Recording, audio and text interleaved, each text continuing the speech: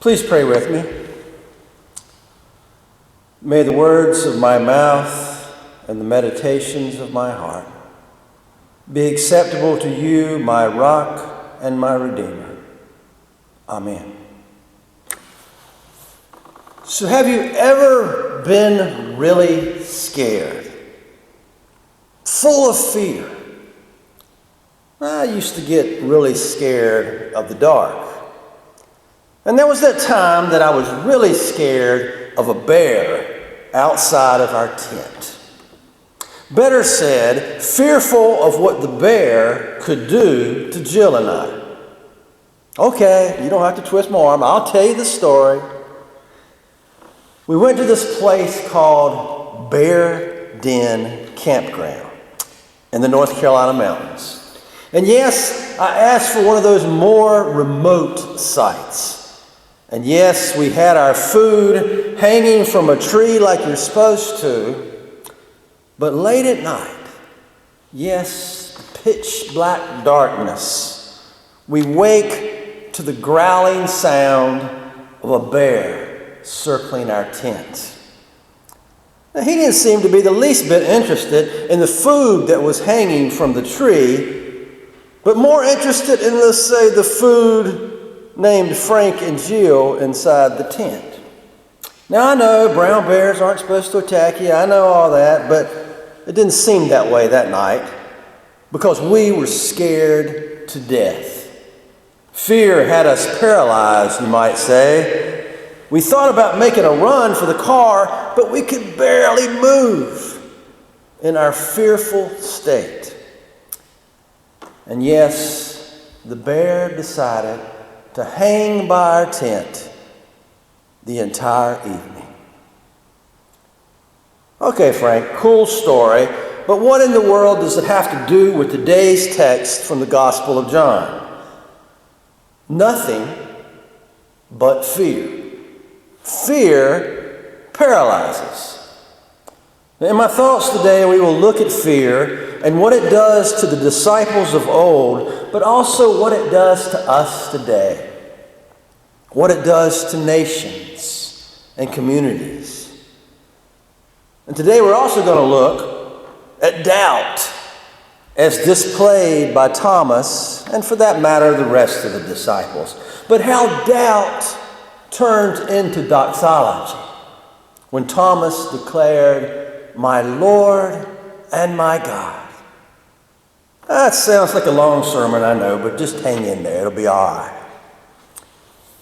The text from John chapter 20 starts with this, and I don't think this one line has ever captured my attention any more than it does right about now.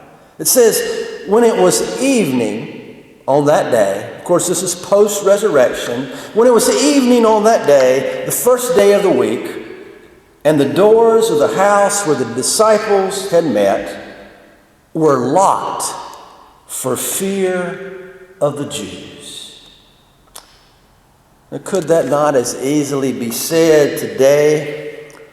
They were in the house with the doors locked for fear of the Muslims or fear of the Christians. They had a fear problem, you might say, and so do we today. Yes, some of those extreme fundamentalist Jews, along with the Roman government, had killed Jesus. It was a power play, no doubt. But to say that all the Jews killed Jesus, get real. But it didn't matter. As far as the disciples were concerned, all Jews were out to get them, and they were paralyzed by fear. Is anyone seeing any parallels right about now? A book that I just started reading that came out last month entitled The Witness of Religion in an Age of Fear by Michael Kinnaman has caught my heart and mind. The book starts with two great quotes, the first from Mahatma Gandhi. "The enemy is fear. We think it is hate, but it is fear." The second is from Scott Bader Say, Do not be afraid. We live in a time when this biblical refrain cannot be repeated too often. Among all the things the church has to say to the world today, this may be the most important. In this book that Kinnaman writes, he's making a case that contemporary American society is saturated with fear. Fear that is often out of proportion to the actual threats that we face. He says this: such excessive fearfulness leads to attacks on the wrong targets and to the misdirecting of finite public resources. It turns into a virtue, thus making it harder to interact constructively with others. And yet, all the major religions warn about the dangers of excessive fear. His premise is that people of faith have an important word to say to a fearful culture and our opportunity to work across invisible lines that divide us. The disciples were locked in for fear of the Jews. This is real stuff, is it not? Fear kills, fear divides, fear paralyzes. Fear is the root of hate. Kinnaman also says in his book, fear, when it becomes excessive or misdirected, is itself dangerous. It can lead us to misperceive the world around us and can undermine our willingness to interact constructively with others. Fear can also lead us to succumb to despair or paralysis or cynicism. Fear can feed our selfish impulses, erode the bonds of community. It can be downright contagious, spreading through societies and through nations. If we let it consume us, the consequences of that fear can be worse than any outward threat. Oh my gosh. Resurrection last week, and now fear. The Bible has an interesting way of ordering things sometimes. Of course, what does Jesus say after he slithers through those locked doors? Peace be with you. Somehow Jesus, showing up for those locked in, fearful disciples, eventually turns them into people of gratitude and doxology. It says that they rejoiced when they saw the Lord that day. And Jesus even says it again to them, peace be with you. And then he breathes on them a spirit like none other. But old Thomas, he was not with them that day, it says. So they told Thomas later, Thomas, we have seen the Lord. But old Thomas did not buy it. Thomas was like I am many times. Thomas was a realist.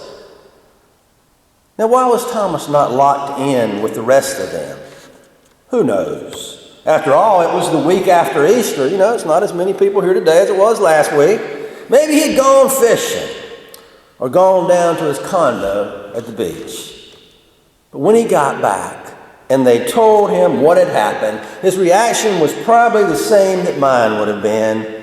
You folks have been too heavy into the communion wine. Until Jesus comes back and shows me the nail prints for myself, I'll have to chalk that up to wishful thinking or an optical illusion of some kind. Well, 7 or 8 days later, Jesus came back once again, and Thomas was there this time. Interesting though, the doors, it says, were still shut up tight.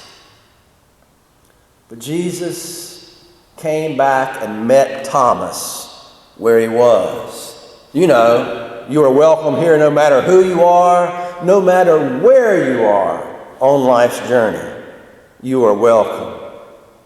Jesus gives Thomas the opportunity, the invitation to touch him.